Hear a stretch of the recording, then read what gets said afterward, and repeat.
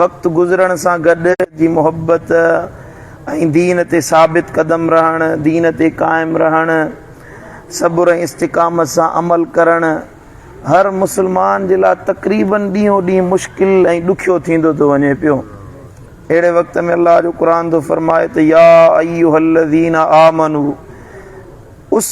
इसबिरू व साबिरू व राबितू, ए ईमान वारो तव्हां सब्र कयो, साबित कदम रहो, वत्तकुल्लाह लअल्लकुम तुफ्लिहून, ऐं अल्लाह खां डिॼंदा रहो, ख़ौफ़ ख़ुदा रखंदा रहो त अल्लाह तव्हांखे ज़रूर कामयाब ऐं कामरान बणाए छॾींदो। मोमिन जी असल ताक़त सब्र में ऐं इस्तिक़ामत में ऐं तक़वा में आहे। तक़वा हूंदी, सब्र हूंदो ऐं मुसलसल इस्तिक़ामत सां जदोजहद कंदो रहंदो, मदीने वारो साईं थो फरमाए त इन खे अल्लाह ताला ज़रूर कामयाबी अता फरमाईंदो।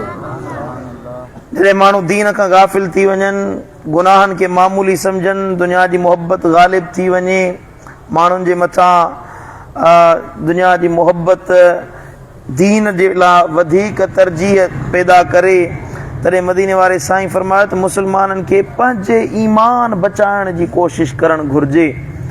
जेको माण्हू आम माण्हू दीन ॾे माइल थियण जे बजाए गुमराही में मुब्तला थींदा था वञनि, गुनाहनि ॾे था वञनि पिया, दीन जी ॻाल्हि कर त उन्हनि खे अल्लाह ऐं अल्लाह जे रसूल जी मोहब्बत ऐं ख़ौफ़ ख़ुदा पैदा नथो थिए। अहिड़े वक़्त में मदीने वारे साईं फरमायो आहे त फितननि जो दौरु आहे, फ़सादनि जो दौरु आहे, उन ज़माने में तव्हां पंहिंजे ईमान जी वधीक हिफ़ाज़त कयो।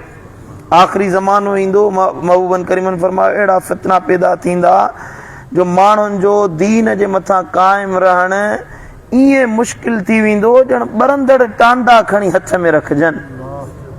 टांडा ॿरंदा आहिनि, उन्हनि खे हथ में रखिजे, ईअं दीन ते हलणु मुश्किल थी वेंदो। आका त फरमाइनि बदल इस्लाम ग़रीबन, इस्लाम पंहिंजे शुरूआत में अजनबी हुयो। जीअं शुरूआत थी इस्लाम जी, महबूबन करीमन ऐलान नबूवत फरमायो, फरमायो दीन अजनबी हुयो, वसयऊदु कमा बदअ गरीबा। ॿुधो, जीअं शुरू में इस्लाम ग़रीब हुयो, तीअं आहिस्ते आहिस्ते वक़्तु गुज़रण सां गॾोगॾु वरी बि दीन अजनबी बणिजी वेंदो। अल्लाह जो दीन शरीयत अजनबी थी वेंदी। पोइ अल्लाह जो नबी थो फरमाए फतूबा लिल गुरबा, उन अजनबी रहण वारनि जे लाइ अल्लाह जे तरफ़ां वॾियूं ख़ुशख़बरियूं आहिनि। अने अहिड़े वक़्त में जॾहिं दीन अजनबी थी वञे, उन ते अमल कनि। अर्ज़ कयो या रसूल अल्लाह वमनिल गुरबा, आका गुरबा अजनबी केर आहिनि? महबूबन फरमाया अल्लज़ीन युस्लिहून इज़ा फसदन नास, जॾहिं माण्हुनि में बिगाड़ पैदा थी वञे, फ़साद पैदा थी वञे, उन वक़्तु जेको पंहिंजो इस्लाह करे, इन खे अल्लाह अजनबी सॼो आहे, इन जे लाइ वॾियूं ख़ुशख़बरियूं आहिनि। माण्हू फितननि में मुब्तला हुजनि, माण्हू फ़सादनि में मुब्तला ऐं बेदीनी में वञी मुब्तला थियनि, ऐं उहो दुनिया खे छॾे अॼु मस्जिद वसाए, अल्लाह खे राज़ी करे, रब खे ख़ुशि करे, अल्लाह जे दीन ते अमल करे, मदीने वारो साईं थो फरमाए इन जे लाइ वॾियूं ख़ुशख़बरियूं आहिनि। सम्झो था? मदीने वारे साईं फरमायो त अजनबी माण्हू उहो आहे जेको दीन खे मज़बूती सां पकड़े। माना ख़ुशख़बरियूं उन्हनि जे लाइ आहिनि जेको दीन खे मज़बूती सां पकड़े, मुश्किल जे वक़्त में, फ़साद जे वक़्त में सुन्नत खे ज़िंदा रखे ऐं माण्हुनि खे नेकी ॾे सॾींदो रहे। ऐं जेके माण्हू दीन खां परे थी वञनि, दीन खां अलॻि थी वञनि, उन्हनि जो इस्लाह करे, उन्हनि जे लाइ तबलीग कंदो रहे, कोशिशि कंदो रहे, पंहिंजो इस्लाह करे, ॿियनि जे इस्लाह जी कोशिशि करे, त अहिड़े माण्हू खे अल्लाह अञा वधीक महिरबानी जा दरवाज़ा खोले ॾींदो। यकीनन फितननि जे ज़माने में दीन ते क़ाइम रहणु मुश्किल कमु आहे। हज़ार माण्हू ओसे पासे में आहिनि जेके बेदीन आहिनि, जेके गुमराह आहिनि, बेहयाई में मुब्तला आहिनि, दीन जी ॻाल्हि उन्हनि खे वणे नथी। उन्हनि जे विच में वेही ऐं माण्हू सब्र सां, तक़वा सां, इस्तिक़ामत सां दीन ते अमल करे त वॾी ॻाल्हि आहे न। ॻोठ सॼो बेदीन आहे ऐं दीन ते अमल करणु ॾुखियो बणिजी वञे, इन वक़्त में जेकॾहिं माण्हू अमल करे त मदीने वारे साईं फरमायो इहो माण्हू अल्लाह खे ज़ोर वणंदो आहे। मदीने वारे साईं फरमायो, मुस्लिम शरीफ जा लफ़्ज़ आहिनि, इबादतुन फिल हर्ज का हिजरत इलैया हर्ज जे वक्त में यानी मुश्किल जे वक्त में इंतशार जे वक्त में इबादत करण ईअं आहे ॼण बानो मूं मुहम्मद करीम ॾे हिजरत करे रहियो आहे। जीअं मदीने खां मक्के खां मदीने शरीफ ॾे हिजरत कई वई हुई, साहबी असाब अल्लाह जे नबी जो अमर थियो तव्हां पंहिंजा बच्चा ॿार वतन घर कारोबार वापार सभु छॾे था मूं मुहम्मद करीम ॾे अचो, त साहबा किराम हिजरत कई, मुहाजिर बणिजी आया, वतन छॾियनि, पैसो छॾियनि, कन माइट छॾिया, कन दुकान छॾिया, कन अयाल छॾियो ऐं उन्हनि पंहिंजो घर मके जहिड़ो वतन छॾे मदीने शरीफ महबूबन करीमनि ॾे आया। साईं फरमाइनि था फितने जे वक़्त में इंतशार जे वक़्त में तव्हां जेकॾहिं अमल कयो त अल्लाह ताला तव्हांखे एतिरो अजुर अता कंदो जेतिरो असहाबनि खे हिजरत जो अल्लाह अजुर ऐं सवाब अता कयो। जॾहिं हर्ज सॾींदा आहिनि, जॾहिं माण्हुनि में फितना वधी वञनि, माण्हू दीन खां गाफ़िल थी वञनि ऐं पंहिंजनि झगड़नि ऐं पंहिंजनि मुफ़ादनि खे वधीक तरजीह ॾियनि, अहिड़े वक़्त में जेकॾहिं मुस्लमान सभु कुझु छॾे, पंहिंजे मामलात खे छॾे, मुफ़ादनि खे छॾे, पंहिंजे मतिलबनि खे छॾे, इख़लास सां इंफरादियत सां अल्लाह जी इबादत करे, इहो ॼण के मदीने वारे साईं ॾे हिजरत करे रहियो। सुभान अल्लाह। ऐं साईं फरमाया मन तमस्सक बिसुन्नती इंद फसाद उम्मती, जेको माण्हू मुंहिंजी सुन्नतुनि खे चंबड़ी पवे, छा करे?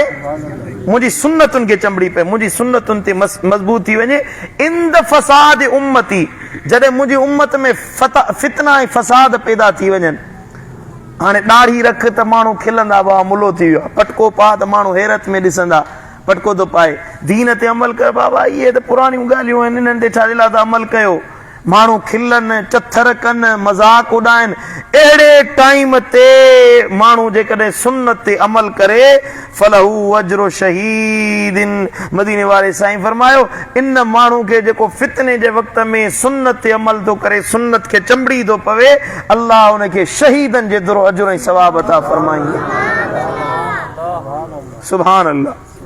फसाद जो वक़्तु छा आहे? हज़रत मुल्ला अली कारी रहमतुल्लाह अलैह फरमाइनि था ऐं इख्तिलातुल अहवाए व तहज़ुबुल आराए व इंतिशारुल फितन।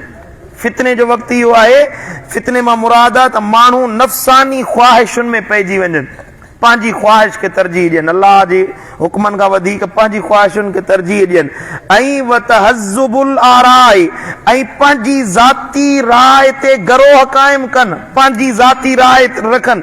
अल्लाह जो हुकुम हिकिड़ो आहे, शरीयत जो हुकुम हिकिड़ो आहे, उनखे जॾहिं वरी पंहिंजी राय इस्तेमालु कनि त मां हीअं थो चवां।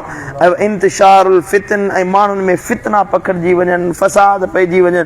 इन वक़्त में मदीने वारो साईं तो फरमाए जॾहिं हिलाल ऐं हराम जी तमीज़ ख़तम थी वञे, माण्हू सुन्नतुनि खे छॾे बिदअतुनि में पइजी वञनि, सुन्नतुनि ते अमल करण खे माण्हू अजीब ऐं पुराणनि ख़्यालनि जो माण्हू सम्झनि, सुन्नत ते अमल कर न, हे त बड़ा पुराणनि ख़्यालनि जो माण्हू आहे, हे तव्हां अञा ताईं पुराणियुनि ॻाल्हियुनि में फाथा पिया आहियो, चवंदा आहिनि की न कोन चवंदा आहिनि? जो स्कूलनि मां पढ़ी अचनि, ॿ टे ॾींहं यूनिवर्सिटियुनि मां पढ़ी अचनि, उहे सम्झंदा त बसि लहे उभरे असां ते थो पियो। हे जेको दीन ते अमल कंदा, मदीने वारे साईं जी सुन्नतुनि ते अमल, इहे त बाबा पुराणियूं ॻाल्हियूं आहिनि। हिकिड़ो माण्हू पियो चए हे रोज़ा छाजे लाइ था रखो? रोज़ो त पुराणा तरीक़ा हुया, ॿियनि दीननि मां वरितल हुया, इहे नबी सुणे पंहिंजे दीन में इस्तेमालु कया आहिनि, इहो निमाज़ रोज़ो इहे पुराणे बाबा पुराणनि दीननि में ॻाल्हि हुयो त हक़ जी ॻाल्हि जहिड़ी अॻु हुई तहिड़ो हक़ अॼु बि मदीने वारे साईं क़ाइमु करे ॾेखारियो आहे न।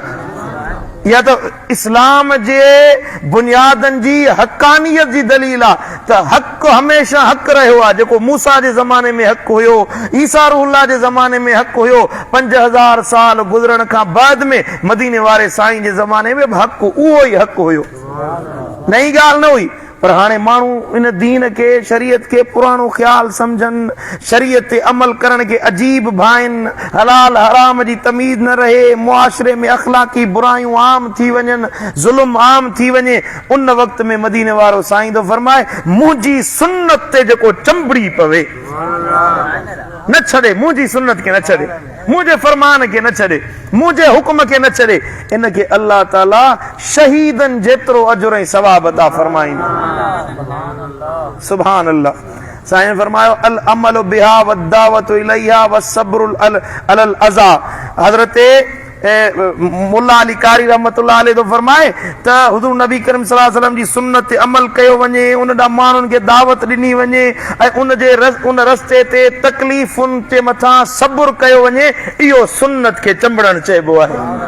जो मदीने वारे साईं अतमस्सुक बि सुन्नती, मदीने वारे साईं जी सुन्नतुनि ते चंबड़ी पवण, माना महबूबन करीमन जी सुन्नत जेका ॿुधे उन ते अमल करे ऐं माण्हुनि खे बि उन ते दावत ॾे ऐं अमल कंदे जे तकलीफ़ अचे, माण्हू खिलनि, दाढ़ी रखण ते, पटके पाइण ते, एतकाफ़ वेहण ते, शरीयत ते अमल करण ते माण्हू टोक कनि, ठठोल कनि, मज़ाक उॾाइनि, तानो ॾियनि, मेहणो ॾियनि, तूं उन्हनि जी परवाह ई न कर। चओ माण्हुनि जी परवाह न आहे, हिकु न रुसे हो त घोरी बाज ॿियनि था। समझो था रे कोन था समझो? हज़ार मेहणा मिलनि, हज़ार मुश्किलातूं पैदा कयूं वञनि, तूं चओ त जेको यार सां दिलि लाती आहे असां तोड़ निभाए ॾेखारींदासीं। इहो आहे सुन्नत ते चंबड़ी वञणु। जीअं शहीद अल्लाह जी राह में जान कुर्बान करे थो ऐं अल्लाह जे रस्ते में पंहिंजी सिर जी बाज़ी लॻाए थो, ईअं ई फितननि जे दौर में दीन ते अमल करण बि जिहाद करण जे मिसल आहे। माण्हू ताना ॾींदा, माण्हू मेणा ॾींदा, समाजी दबाव पवंदो ऐं साईं मुंहिंजा पंहिंजी ख्वाहिश खे कुर्बान करणो पवंदो। मुआशरे में हिकिड़ी ॻाल्हि हले थी पई, माण्हू चवंदा साईं मुंहिंजा हे दुनिया में हे फ़ाइदो आहे, हे फ़ाइदो आहे, हे नफ़ो पहुचे थो, उन्हनि दुनिया जे नफ़नि खे पसे पर्दा रखे, पसे पुश्त उछलाए ऐं साम्हूं तरजीह मदीने वारे साईं खे थो ॾे, इहो बि ॼण के जिहाद करे रहियो आहे। तॾहिं मदीने वारे साईं फरमायो मुंहिंजी सुन्नतुनि ते अमल कयो, अल्लाह तव्हांखे शहीद जेतिरो अजर ऐं सवाब अता कंदो। सुभान अल्लाह। ॿी हदीस मुबारक आहे त मदीने वारे साईं फरमायो, हज़रत सैयदना अबू उमैया शाबानी रज़ी अल्लाह ताला अन्हु ताबई आहे, तो सो त चवे त हज़रत अबू सालुबा खुशनी रज़ी अल्लाह ताला अन्हु खां मूं सुवाल कयो, हज़रत सैयदना अबू सालुबा मूं चयो त साईं क़ुरान मजीद जी आयत आहे अलैकुम अनफुसकुम, रब जो फरमान आहे त पंहिंजो फिकिर कयो। क़ुरान मजीद जी आयत आहे सूरत ग़ालिबन सूरत माइदा आहे। रब कायनात फरमायो आहे त या अय्युहल्लज़ीना आमनू, ए ईमान वारो, अलैकुम अनफुसकुम, पंहिंजे सिरनि जो सांगो लाज़िम करे वठो, पंहिंजी जान जो फिकिर कयो। ला यदुर्रुकुम मन दल्ल इज़ा तदैतुम, जेको गुमराह थी वियो उहो तव्हांखे नुक़सान न ॾींदो। इलल्लाहि मर्जिउकुम जमीआ, पोइ तव्हां जेके बि आहियो सभु अल्लाह ॾे ई मोटाया वेंदो। माण्हू गुमराही में पवे थो, बेहयाई में पवे थो, बदकारी में पवे थो, क़ुरान थो फरमाए तव्हां उन्हनि खे छॾे तव्हां पंहिंजे सिर जो फिकिर कयो, ॿिए कंहिंजे अमलनि में न पओ त हे हीअं थो करे त मां बि ईअं कयां, अब फिलाणो हीअं थो करे उन जे रस्ते ते हलूं, फिलाणो हीअं थो करे, फिलाणो जीअं वणे उहे कंदो वते, तोखे तुंहिंजी क़बर में पाण वञणो आहे, तोखे तुंहिंजा अमल छॾाईंदा, मुंहिंजी क़बर में मां वेंदुसि, तुंहिंजी क़बर में तूं वेंदे। ईअं थी सघे थो त मुंहिंजे अमलनि जो पुछाणो तोखां वरितो वञे, अमल मां कयां, पुछाणो वरी चाचे खमूं खां थिए, ईअं थी सघे थो? बिल्कुलु न। अमल जेको तूं कंदे उनजो पुछाणो बि तोखां थींदो। इहा क़ुरान जी आयत पढ़ी वई त हज़रत सैयदना अबू सालुबा रज़ी अल्लाह ताला अन्हु खां ताबई पुछा कयो त अलैकुम अनफुसकुम, मदीने वारे अल्लाह ताला जे क़ुरान फरमायो आहे त पंहिंजे सिर जो सांगो रखो, पंहिंजो फिकिर रखो, इन मां छा मुराद आहे? त हज़रत सैयदना अबू सालुबा रज़ी अल्लाह ताला अन्हु फरमायो अम्मा वल्लाहि लक़द सअल्त अन्हा ख़बीरा, तू सही माण्हू वटि आयो आहीं जंहिंखे मदीने वारे साईं ख़ुदि इन आयत जे बारे में ख़बर ॾिनी आहे। मूं महबूबन करीमन खां पुछा कयो हुयो त या रसूल अल्लाह अलैकुम अनफुसकुम, क़ुरान जे इन लफ़्ज़नि जो मतिलबु छा आहे? साईं फरमायो इन जो मतिलबु आहे भले तमिरू बिल मअरूफ़ व तनाहू अनिल मुनकरे, नेकी जो हुकुम ॾींदा रहो, बुराई खां रोकींदा रहो, व हवा मुत्तबिअन, ऐं अल्लाह ऐं उन जे रसूल जे बजाए ख्वाहिशुनि जी जॾहिं ख्वाहिशुनि जी ताबेदारी कई वञे, हत्ता इज़ा रअयत शुहन मुताअन, तव्हां ॾिसो त माण्हू बुख़ल जी पैरवी कनि, बख़ील बणिजी वञनि, व इजाब कुल ज़ी रअयिन बिरअयिही, ऐं माण्हू शरीयत खे छॾे पंहिंजी राय ते मग़रूरी कनि। तव्हां ॾिसो त माण्हू पंहिंजी राय ते, दीन हिकिड़ी ॻाल्हि थो सेखारे, क़ुरान हिकिड़ी शइ थो सेखारे, शरीयत हिकिड़ी ॻाल्हि थी सेखारे, उनखे छॾे पंहिंजी राय, मां हीअं थो चवां, शरीयत जे मुक़ाबले में पंहिंजी राय त क़ाइम करे, उन ते तकब्बुर करे। मदीने वारे साईं फरमायो फअलैक बिनफ्सिक वदअनकल अवाम, पोइ तूं पंहिंजे इस्लाह में लॻी वञ, पंहिंजी ज़ात जो इस्लाह कर, पंहिंजी ज़ात ॾे मुतवजे थी। त मां त गुमराही में नथो पवां, मां त बख़ीली में कोन पइजी वियो आहियां, मां त ख़्वाहिशात नफ़्स जे पोयां कोन लॻो आहियां, मां त अल्लाह जे रसूल जे हुकुम खे छॾे दुनिया खे तरजीह त न ॾिनी आहे। अल्लाह जो क़ुरान थो फरमाए पोइ तव्हां माण्हुनि खे छॾे पंहिंजो इस्लाह कयो। फइन मिन वराइकुम अय्याम सब्र, ए मुंहिंजा साहबियो, ए मुंहिंजा सहाबा ॿुधो, तव्हां खां पोइ जल्द सब्र वारा ॾींहं अचण वारा आहिनि, ॾाढा ॾुखिया ॾींहं अचण वारा आहिनि, मुंहिंजी उम्मत ते वॾी मुश्किलात अचण वारी आहे। असब्रु फीहिन मिस्लुल काबिद अलल जमरे, मदीने वारे साईं फरमायो पोइ उन दीन जे मथां सब्र करण, दीन जे मथां हलण, ॾाढ़ी रखण, पटको पाइण, निमाज़ पढ़ण, मस्जिद में वेहण, एतकाफ वेहण, शरीयत ते अमल करण, मुंहिंजे उम्मतुनि ते ईअं ॾुखियो थी वेंदो ॼण अल काबिद अलल जमरे, जीअं ॿरंदड़ टांडो हथ में रखबो आहे। ॿरंदड़ टांडो हथ में रखण मुश्किल थी वेंदो आहे। आका फरमाइनि था मुंहिंजे शरीयत ते अमल करण ईअं माण्हुनि जे लाइ ॾुखियो थी वेंदो।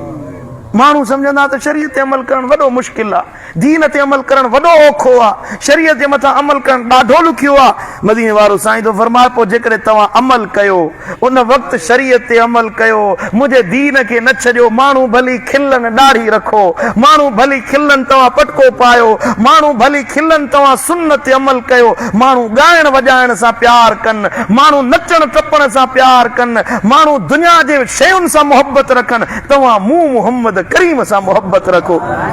पोइ जे अमल कंदो अहिड़े वक़्त में मिस्लो अजर खमसीन रजुलन यअमलून मिस्ल अमलिही, जीअं 50 माण्हू अमल कनि, इन वक़्त में जेको माण्हू अमल करे हिकिड़े माण्हू खे 50 माण्हुनि जे अमल जेतिरो अजुर ऐं सवाब अता कयो वेंदो। कील या रसूल अल्लाह अजरो खमसीन मिन्ना औ मिनहुम, उन्हनि माण्हुनि जेतिरो अजुर या हिन वक़्त जेके सहाबी आहिनि इन्हनि जेतिरो अजुर। आका फरमायो त बल अजरो खमसीन मिनकुम, जेतिरो अजुर मुंहिंजे असहाबनि खे ॾिनो वञे थो न, ओतिरो अजुर अल्लाह ताला उन माण्हू खे ॾींदो जेको फितननि जे वक़्त में दीन ते अमल करे ॾेखारींदो। वरी जो सुभान अल्लाह। हाणे हिन तवील हदीस मुबारका में मदीने वारे साईं समाज जे सुधारे जी कोशिश करण जे लाइ ऐं फितननि जे बपा थियण जे लाइ 4 निशानियूं ॿुधायूं त फितने जो दौर कहिड़ो आहे। गौर कयो, फितने जो ज़मानो कहिड़ो आहे, फितनो कॾहिं पैदा थींदो। मदीने वारे साईं उन जूं 4 निशानियूं बयान कयूं। घणियूं निशानियूं? 4 निशानियूं। हिकिड़ो शुखन मुताआ, हिकिड़ी फितने जी निशानी इहा आहे त माण्हू बुखुल ऐं लालच में पइजी वेंदा। अहिड़ी लालच जंहिंमें इंसान ॿिए जो हक़ मारणु चाहींदो। समाज में अहिड़ा माण्हू ऐं एतिरा लालची पैदा थी वेंदा जो दुनिया जी मोहबत रखंदा, माल जे नुक़सान खे वधीक चवंदा त माल जो नुक़सान न थिए, दीन जो नुक़सान थिए त भली पियो थिए। शरीयत वञे त भली वञे, दीन वञे त भली वञे, अल्लाह जे हुक्म जी पामाली थिए त भली पई थिए, पर नबी पंहिंजे माल जो नुक़सान न थिए, दुनिया जो नुक़सान न थिए। ॿिए जो हक़ मारियूं इनखे मां शुखन मताआ, बखीली सॾिबो आहे। ऐं ॿियो फितने जी निशानी मदीने वारे साईं फरमायो हवन मुत्तबिआ, यानी माण्हू क़ुरान ऐं सुन्नत खे छॾे पंहिंजी नापसंद ऐं पंहिंजी नापसंद खे तरजीह ॾींदा। मूंखे हीअ शइ वणे थी, क़ुरान जेको चयो आहे उनखे छॾे ॾींदा, हदीस जेको चयो आहे उनखे छॾे ॾींदा, नबी हीअं चयो आहे, रसूल हीअं सेखारियो आहे, क़ुरान हीअं सेखारे, उनखे तरजीह न ॾींदा। आका करीम फरमायो माण्हू पंहिंजे नफ़्स जी ख़्वाहिश रखंदा, पंहिंजे नफ़्सानी ख़्वाहिशुनि जे पोयां लॻंदा। टियों दुनिया मुसरतुन, यानी जॾहिं माण्हुनि जी सोच जो महवर मरकज़ सिर्फ़ पैसो ऐं दुनिया बणिजी वेंदी, दीन ते अमल न कंदा, शरीयत के तरजीह न ॾींदा, बल्कि दाइमी ज़िंदगी उखरवी ज़िंदगी खे विसारे दुनिया जी ज़िंदगी खे संवारण जे पोयां पंदा। त कारोबार कयूं, वापार कयूं, तिजारत कयूं, पंहिंजो बैंक बैलेंस ठाहियूं, बनी बारा ठाहियूं, जायदाद जोड़ियूं। शरीयत जो छा आहे? दीन ते केरु थो अमल करे? छाजे लाइ निमाज़ पढ़ूं, छाजे लाइ दीन जो कमु कयूं, तबलीग छाजे लाइ कयूं, माण्हुनि ताईं हक़ जी ॻाल्हि छाजे लाइ पहुचायूं? इन खे छॾे दुनिया खे तरजीह ॾींदा। ऐं टीं निशानी मदीने वारे साईं फरमायो इजाब कुल ज़ी रअयिन बिरअयिही, यानी हर राय रखंदड़ जो पंहिंजी राय ते फ़ख़ुर करणु हूंदो, पंहिंजे अकुल खे अकुल कुल सम्झंदो। इहो फितने जी वॾे में वॾी निशानी आहे। ऐं इन में असांजो मुआशिरो हिन वक़्तु घणो मुब्तला आहे। माण्हू जाहिल, माण्हू अणपढ़िया, माण्हू बेदीन, माण्हू कॾहिं मदरसे जो मुंहुं न ॾिठो अथनि, कॾहिं शरीयत जो इल्मु न रखियो अथनि। ॿ किताब पढ़ंदा पोइ चवंदा त लहे उभरे असांजे मथां थो। अॻियनि पोयनि बुज़ुर्गनि वलीयनि अल्लाह वारनि खे घटि वधि ॻाल्हाईंदा, जिन बुज़ुर्गनि पंहिंजी सॼी ज़िंदगी दीन खे ॾिनी, चवंदा उहे अल्लाह वारा त का शइ ई कोन्हनि के, उन्हनि खे छॾे पंहिंजी राय। मां हीअं थो चवां, मूं क़ुर खे हीअं सम्झो आहे, मूं हदीस खे हीअं सम्झो आहे, पंहिंजी राय क़ाइमु करे ऐं वॾनि खे ॻाल्हाईंदा। मदीने वारो साईं थो फरमाए त अहिड़ा माण्हू पैदा थींदा जेके आलिमनि बुज़ुर्गनि खे मञण जे लाइ तयारु न हूंदा। हर को चवंदो जेको मां चवां थो उहो दीन आहे, जेको मां चवां थो उहो सच आहे। हींअर फेसबुक जो ज़मानो आहे, सोशल मीडिया जो ज़मानो आहे। ॾिसो त साईं मुंहिंजा हिकिड़ा लूसी लॿाड़ा जिन खे ॻाल्हाइण ॾांहुं नथो अचे, से आलिमनि खे घटि वधि था ॻाल्हाइनि। बुज़ुर्ग अल्लाह वारा जेके सॼी ज़िंदगी शरीयत ते अमल कंदे कंदे ॾाढियूं अछियूं कयनि, उन्हनि खे चवंदा इन्हनि जी तशरीह खे न मञो, असांजी ॻाल्हि खे मञो। हाणे हिकिड़ो नात ख़्वान आहे, मदरसे जो मुंहुं कोन ॾिठो अथई, किताब खयो हिकिड़ो उर्दू जो वेठो आहे जो त सिज लही वञे थो, पोइ साईं मुंहिंजा मुंहुं तहक़ीक़ कई, किथां यूट्यूब तां तहक़ीक़ कई, चैट GPT तां तहक़ीक़ कई त जेको राफ़िज़िन जो अक़ीदो आहे सिज लहण वक़्तु रोज़े रखण जो उहो सही आहे, सुन्नियुनि जो अक़ीदो ग़लति आहे। मुंहिंजो ॿुॾी मर अहिड़े अक़ीदे रखण खां तोखे बद अक़ीदनि जो, रिफ़्ज़ जो ऐं उन बदकारनि जो अक़ीदो वणे थो, तोखे मदीने वारे साईं जी सुन्नत जे ताबेदारनि अल्लाह वारनि अइम्मा अहले सुन्नत जो अक़ीदो नथो वणे। मदीने वारे साईं फरमाए अहिड़ा माण्हू जॾहिं पैदा थियनि, इहो फितने जो ज़मानो आहे। बुख़ुल वधी वञे, ख्वाहिशात नफ़्स वधी वञे, दुनिया खे तरजीह ॾियणु वधी वञे ऐं पंहिंजे अकुल खे अकुल कुल सम्झो वञे। मदीने वारो साईं थो फरमाए पोइ अहिड़े वक़्त में अलैक बिनफ्सिक वदा अनकल अवाम, माण्हुनि खे छॾे तव्हां पंहिंजो इस्लाह कजो। हो जेको वणे उहो चवंदो वते, माण्हू जीअं वणे उहे चवंदा वतनि, अलॻि अलॻि तशरीहात कनि, तव्हां पंहिंजो दीन बचाइजो। मदीने वारे साईं फरमायो पोइ अहिड़े वक़्त में जे तव्हां अमल कयो, अल्लाह ताला जीअं मुंहिंजे असहाबनि खे अजुर अता करे थो। सुभान अल्लाह। मुंहिंजे महबूब जा साहबी, मुंहिंजे दिलबर नबी जा साहबी, नंढो हुजे या वॾो, सिद्दीक़ अकबर खां वठी आख़िरी सहाबी ताईं सभु शान वारा। मदीने वारे साईं फरमायो मुंहिंजा असहाबी तव्हां जबल ओद जेतिरो सोन ख़ैरात कयो, पर मुंहिंजो असहाबी हिकिड़ो सेर कणक जो ख़ैरात करे न, अल्लाह ताला उनखे उन कणक जे हिकिड़े सेर जेतिरो अजुर तव्हांजे जबल ओद जेतिरे सोन ख़ैरात करण खां वधीक अजुर ऐं सवाब अता फरमाई। न महबूब जे असाबनि जहिड़ो को थियो आहे, न थी सघे थो, न पैदा थियो आहे, न पैदा थी सघे थो। उन्हनि जा अमल उन वक़्त में उन्हनि दीन जी ख़िदमत कई जॾहिं अल्लाह ताला दुनिया खे तंग करे छॾियो हुयो, सख़्ती हुई, तंगी हुई, उन वक़्त में उन्हनि कुर्बानियूं ॾिनियूं। पर मदीने वारो साईं थो फरमाए पछाड़ी वक़्त में जॾहिं अहिड़ा फितना पैदा थियनि, उन वक़्तु तव्हां दीन ते अमल कयो, हिकु न ॿ न, मुंहिंजे 50 असहाबनि जेतिरो अजुर ऐं सवाब अल्लाह उन्हनि खे ॾींदो जेको मुश्किल वक़्त में दीन ते अमल करे ॾेखारींदा। माण्हू खिलनि पिया ॾाढ़ी ते, माण्हू खिलनि पिया पटके ते, माण्हू खिलनि पिया हिन फ़क़ीरी वारे रस्ते ते, शरीयत वारे अमल करण ते, तबलीग ते, हे बड़ा मुला थिया आहिनि, हे तबलीग था कनि, हे दीन जी ॻाल्हि था कनि, माण्हू टोक पिया कनि, ठठोल पिया कनि। मदीने वारे साईं फरमायो सब्र करे, इस्तिक़ामत सां दीन ते अमल करे, अल्लाह ताला हिकु न ॿ न ॾह न 50 मुंहिंजे असहाबनि जेतिरो अजुर उनखे सवाब अता फरमायो। सुभान अल्लाह। ऐं मदीने वारे साईं फरमायो त इन्नकुम फी ज़मानिन मन तरक मिनकुम अशर उशर मा उमिर बिही हलक। आका करीम सल्लल्लाहु अलैहि वसल्लम फरमायो पंहिंजे असहाबनि खे त मुंहिंजा सहाबियो, तव्हां जंहिं ज़माने में आहियो, हिन वक़्त में जेकॾहिं तव्हां दीन जो ॾहों हिसो बि छॾींदो न, तव्हां हलाक थी वेंदो। छो त हींअर वही नाज़िल थिए थी, मां नबी तव्हां में मौजूदु आहियां, तव्हांखे हुकुम ॿुधायां थो, दीन तव्हांखे वाज़े करे ॿुधायां थो। हिन वक़्तु जेकॾहिं दीन जी ॾहीं पती बि तव्हां छॾींदो, गुमराह थी वेंदो, हलाकत में पइजी वेंदो। सुम्म यती ज़मानुन, पर मदीने वारो साईं थो फरमाए अहिड़ो ज़मानो ईंदो, अहिड़ो वक़्तु ईंदो जो मन अमिल मिनहुम फलहुम बिउश्रिन, ॾहीं पती को माण्हू रुगी दीन ते अमल करे, सॼे दीन ते बि न, रुगी ॾहीं पती ते अमल करे जेको उनखे हुकुम ॾिनो वियो आहे बिही नजा, त उन ॾहीं पती अमल करण जे सदके अल्लाह ताला उनखे निजात अता फरमाए छॾींदो।